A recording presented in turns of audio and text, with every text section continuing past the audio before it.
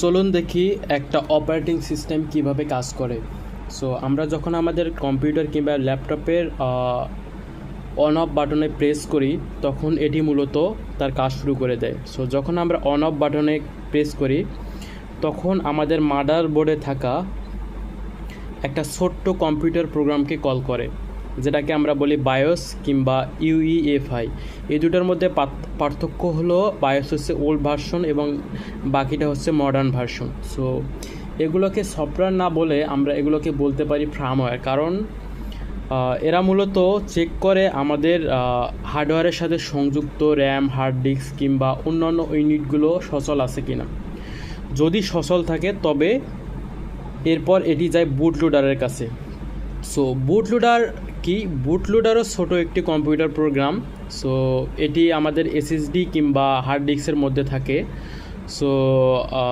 এটা আসলে কিভাবে কাজ করে?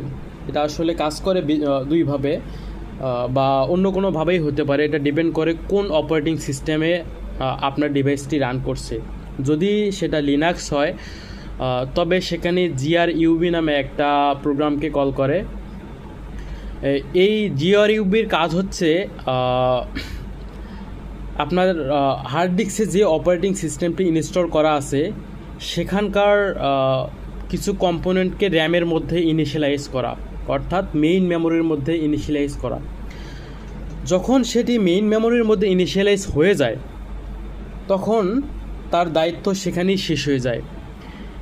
এরপর মেইনলি দায়িত্বটা চলে আসে কার্নেলের কাছে। এখানে একটা বিষয় বলে রাখি, জিআরইউবি কিন্তু অপারেটিং সিস্টেমের অংশ না। অর্থাৎ আমাদের যে অপারেটিং সিস্টেমগুলো থাকে লিনাক্স কিংবা উইন্ডোজ বা ম্যাকওএস, এগুলার কোনো অংশ না। তাহলে এগুলা আলাদা একটা অংশ। যখন সেটি কার্নেলের কাছে চলে আসে, র্যামের কাছে ইনিশিয়ালাইজ করার পর বুটলোডার তখনই তার কাজ স্টপ করে দেয়। কার্নেল কি?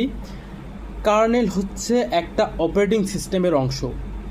এটার কাজ কি?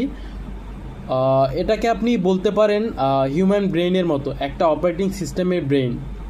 কার্নেল যখন র্যামের মধ্যে ইনিশিয়ালাইজ হয়ে যায় তখন কি হয়? তখন সে তার কম্পিউটার, অর্থাৎ আমাদের ল্যাপটপ কিংবা পিসি, হতে পারে মোবাইল ফোন, অ্যান্ড্রয়েড কিংবা আইফোন, তার পুরা সিপিইউ এর কন্ট্রোল নিয়ে নেওয়ার পর কি করে? সে নিয়ন্ত্রণ করে আমাদের ইনপুট আউটপুট ডিভাইস, যেমন